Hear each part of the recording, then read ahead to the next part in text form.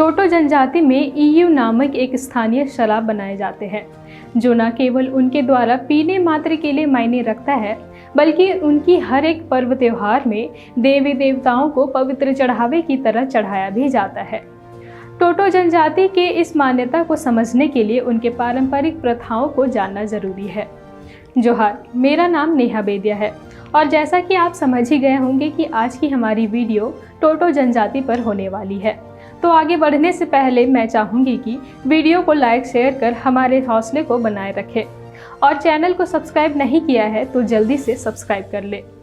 बात करते हैं कि टोटो जनजाति कौन है। टोटो जनजाति भारत के 75 पीवीटीजी में शामिल सबसे छोटी जनजातियों में से एक है।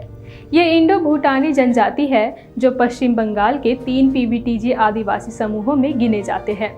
टोटो जनजाति के लोगों को मंगोलॉइड से संबंधित बताया जाता है। ये पश्चिम बंगाल के अलीपुरद्वार जिले के जलपाईगुड़ी में टोटोपारा नामक इलाके में रहते हैं। इनकी जनसंख्या वर्ष 2011 जनगणना में 1385 बताई गई है, जो वर्ष 1951 में 321 मात्र होने से विलुप्ति के कगार पर थी। वर्ष 1991 में जनसंख्या बढ़कर 926 बताया गया, तो वहीं वर्ष 2001 में 1184 टोटो हुए। भले ही टोटो जनजाति की जनसंख्या में वृद्धि हुई हो, लेकिन उनके अस्तित्व के बने रहने का खतरा टला नहीं है। लेकिन उससे कहीं ज़्यादा खतरा उनके अपनी भाषा को है। हॉडसन और ग्रियर्सन के अनुसार जनजाति की टोटो भाषा उप हिमालयी समूह के तिब्बत बर्मन परिवार से संबंधित है। टोटोपारा क्षेत्र में नेपाली और बंगालियों का संपर्क अधिक होने से जनसंचार और व्यापार के माध्यम के लिए समुदाय ने उनकी भाषाओं को अपना लिया है।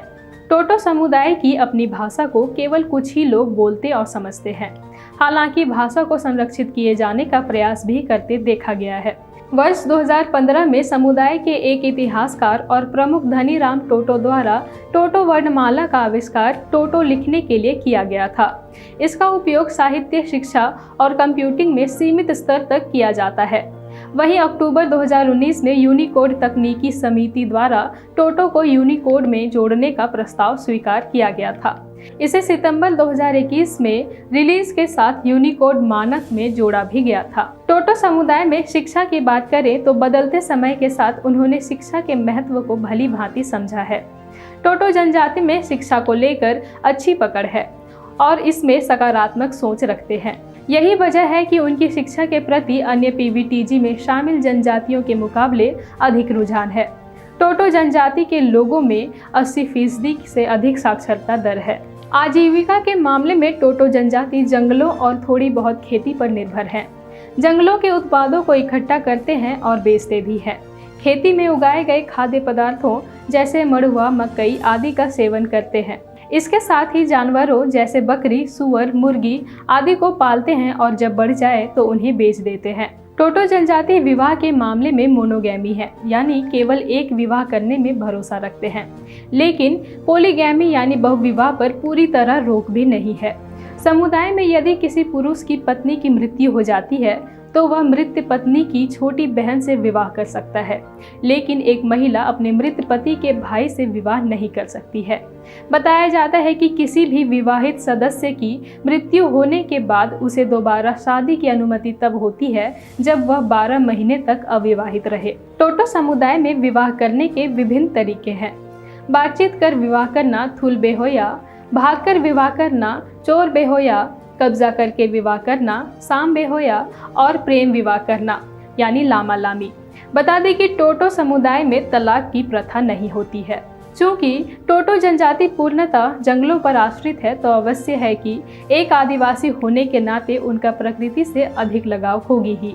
उनकी मान्यताओं की बात करें तो वे प्रकृति पूजक है। उनका विश्वास है कि नदियों, पहाड़ों, जंगलों, आकाश, रास्तों और चट्टानों में जीवन है। बता दें कि टोटो जनजाति किसी प्रकार की मूर्ति पूजन पर विश्वास नहीं रखते हैं। उनके लिए ईश्वा और चीमा सभी देवी देवताओं में प्रमुख है। माना जाता है कि ईश्वा, जो कि एक देवता है, जो भूटान के पहाड़ियों में रहते हैं और नाराज होने पर बीमारी का कारण बनते हैं। टोटो समुदाय के लोग पूजा के दौरान उसे पशु बलि और पारंपरिक स्थानीय शराब यानी ईयू चढ़ाते हैं। वहीं चीमा एक देवी है जो गांव और उसके लोगों को मुसीबतों और बीमारियों से सुरक्षित रखती है। उन्हें चावल, फाउल और ईयू यानी कि शराब चढ़ाया जाता है। टोटो जनजाति के लगभग सभी पर्व और त्योहारों में ईयू का इस्तेमाल किया जाता है, जो कि मड़ुआ, चावल, गेहूं आदि के मिश्रण से एक विशेष पारंपरिक तरीके से बनाया जाता है। यूँ समझ लीजिए कि ईयू के बिना टोटो समुदाय की पूजा अधूरी रह जाती है। बता दें कि टोटो जनजाति के अपने खास पारंपरिक गीत नृत्य भी हैं, जो वे बड़े हर्ष और उल्लास के साथ करते हैं।